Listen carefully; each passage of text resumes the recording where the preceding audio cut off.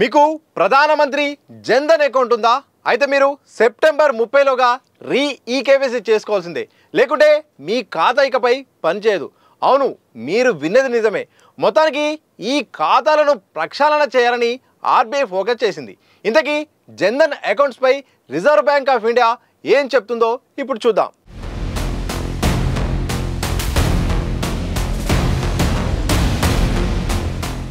దేశవ్యాప్తంగా ప్రధానమంత్రి జన్ ధన్ యోజన ఖాతాలు కోట్లలో ఉన్నాయి. ప్రతి ఒక్కరికి బ్యాంక్ అకౌంట్ ఉండడం కోసం కేంద్రం ఈ స్కీమ్ తీసుకొచ్చింది. మరీ ముఖ్యంగా గ్రామస్తులకు బ్యాంకింగ్ సర్వీసెస్లు అందేలా ఈ యొక్క పథకాన్ని ప్రధాని మోడీ స్టార్ట్ చేశారు. ఇలాంటి మినిమం బ్యాలెన్స్ అవసరం లేకుండా ఈ అకౌంట్ ఓపెన్ చేయొచ్చు. దీంతో రికార్డు స్థాయిలో జన్ ధన్ ఖాతాలు ఓపెన్ అయ్యాయి. అయితే చాలామంది తమ అకౌంట్స్ను అప్డేట్ చేయలేదని రిజర్వ్ బ్యాంక్ గుర్తించిందట. సో జన్ ధన్ ఖాతాలను ఈకేవైసీ చేయాలని ఆదేశించింది ఆర్బీఐ. ఈ ప్రాసెస్ పూర్తి చేయని అకౌంట్స్పై టెంపరరీ సస్పెండ్ చేయడం లేదా ట్రాన్సాక్షన్స్పై లిమిట్స్ విధించే అవకాశం ఉందని బ్యాంకింగ్ అధికారులు చెప్తున్నారు. ఇక రూరల్ ఏరియాలో ఎక్కువగా జన్ ధన్ అకౌంట్స్ ఉన్నట్టు బ్యాంకులు అంచనా వేశాయి. గ్రామాల్లో ప్రత్యేకమైన క్యాంపులు ఏర్పాటు చేసి ఈ ప్రాసెస్ పూర్తి చేసేలా ఆర్బీఐ ప్లాన్ చేయనుంది. ఇలా ఈ ఏడాది సెప్టెంబర్ 30లోపు గ్రామ స్థాయిలో బ్యాంకులు ప్రత్యేక ప్రోగ్రామ్స్ నిర్వహించనున్నాయి. అదే క్యాంపుల్లో ఈ కేవైసీతో పాటు ఇన్సూరెన్స్ యొక్క ఉపయోగాలు, అలాగే పెన్షన్ పథకాలపై కూడా, దాంతోపాటు మిగతా బ్యాంకింగ్ సర్వీసెస్ అందించే పథకాలపై కూడా అధికారులు అయితే మాత్రం ప్రజలకు అవగాహన కల్పించనున్నారు. ఇదిలా ఉంటే ప్రధానమంత్రి విదేశీ నల్లధనాన్ని భారత్కు తెప్పించి జన్ ధన్ అకౌంట్లో వేయిస్తారని, ఒక్కో అకౌంట్లో 15 లక్షల పైగా వేస్తారని భారీ ఎత్తున అప్పట్లో ప్రచారం జరిగింది. ఈ ప్రచారం ఒకవైపు జరుగుతున్న సందర్భంలో మరొక ప్రచారం కూడా పెద్ద ఎత్తున జరిగింది. అదే ప్రభుత్వ పథకాలు రావాలన్నా, కేంద్ర రాష్ట్ర ప్రభుత్వ పథకాల ప్రయోజనాలు రావాలన్నా, ఆ పెన్షన్లు రావాలన్నా, డబ్బులు రావాలన్నా జన్ ధన్ ఖాతా ఉంటేనే డబ్బులు వస్తాయని కూడా మరొక ప్రచారం జరగడంతో పెద్ద ఎత్తున మాత్రం ఈ యొక్క అకౌంట్లను ప్రజలు ఓపెన్ చేసుకున్నారు. చాలా ఆశపడ్డారు. కానీ ఇది ఫేక్ అని తేలడంతో వాళ్ళిక అకౌంట్లను ఆపేయడం బంద్ చేశారు. ఇలా మొత్తం కోట్లలో, అంటే సుమారు 55 కోట్లకు పైగా అకౌంట్లు అయితే మాత్రం ఉన్నాయి. దీంట్లో 14% వరకు మాత్రం సరిగా ఉపయోగించకపోవడంతో బ్యాంకులకు కూడా చాలా సమస్యగా మారిపోయింది. అకౌంట్లు ఉన్నాయి పేరుకే, దాంట్లో కొంత బ్యాలెన్స్ కూడా పేరుకపోయింది, ఎవరు కూడా ఉపయోగించకపోవడం. దీంతో కొంతకాలంగా జన్ ధన్ ఖాతాలను ప్రక్షాళన చేయాలని ఆర్బీఐ లక్ష్యంగా పెట్టుకుంది. కేంద్ర ప్రభుత్వం కూడా ఫోకస్ చేసింది. ఇందులో భాగంగా ఏదైతే ఇనాక్టివ్గా ఉన్నాయో దాన్ని మళ్ళీ ఒకసారి వాళ్ళకు అవసరం ఉంటే కంటిన్యూ చేసేలాగా, లేకపోతే మాత్రం వాటిని తీసేసేలాగా అయితే మాత్రం ఇక ఆర్బీఐ అయితే ప్లాన్ చేస్తుంది. అందులో భాగంగా ప్రత్యేకమైన క్యాంపులు ఏర్పాటు చేయబోతుంది.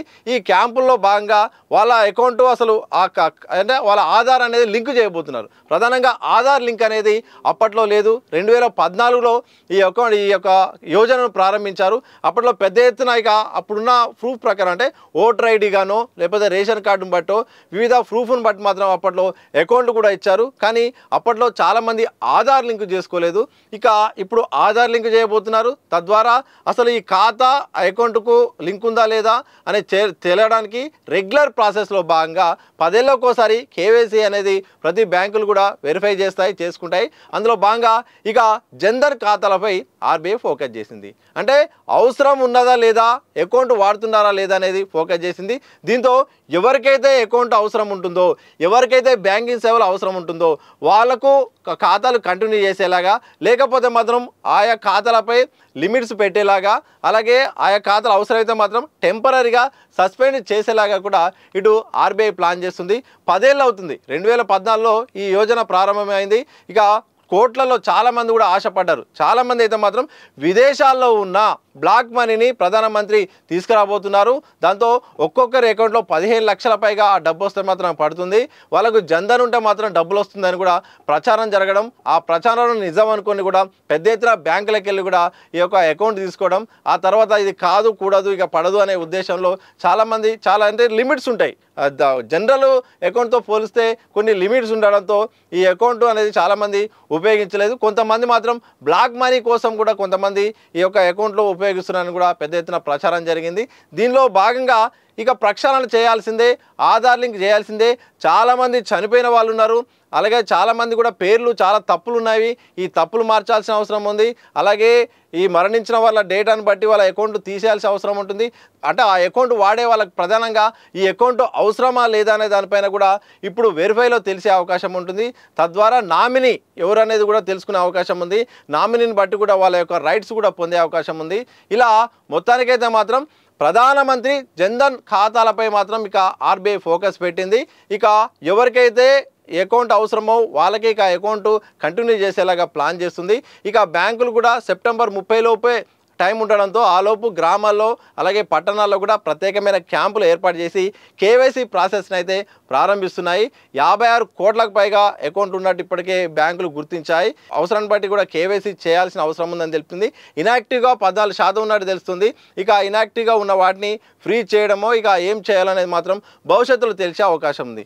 మరి ఇప్పటికైనా ఎవరికైనా జన్ధన్ ఖాతా ఉండి దాన్ని నిరుపయోగంగా ఉన్నా ఒకవేళ కేవైసీ చేసుకోకుండా క్యాంపులకు వెళ్ళండి, లేకపోతే సంబంధిత బ్యాంకుకి వెళ్ళి మీరు కేవైసీ చేసుకునే ప్రయత్నం చేయండి. లేకపోతే మాత్రం మీ అకౌంట్ అనేది ఇక భవిష్యత్తులో పని చేయకుండా బ్యాంకింగ్ అధికారులు అయితే మాత్రం చర్యలు తీసుకునే అవకాశం అయితే ఉంది. మరి జన్ధన్ ఖాతాలపై ఆర్బీఐ తీసుకొస్తున్న ఈ యొక్క కేవైసీ రూల్ పైన మీ యొక్క ఒపీనియన్ ఏంటి? అలాగే జన్ధన్ ఖాతాలు జరుగుతున్న ప్రచారం అయితేంది, అలాగే వాటిని కంటిన్యూ చేయాలా లేకపోతే నిరుపయోగంగా ఉన్న వాటిని ఎలా యాక్టివ్ చేయొచ్చో కామెంట్ చేసి చెప్పండి.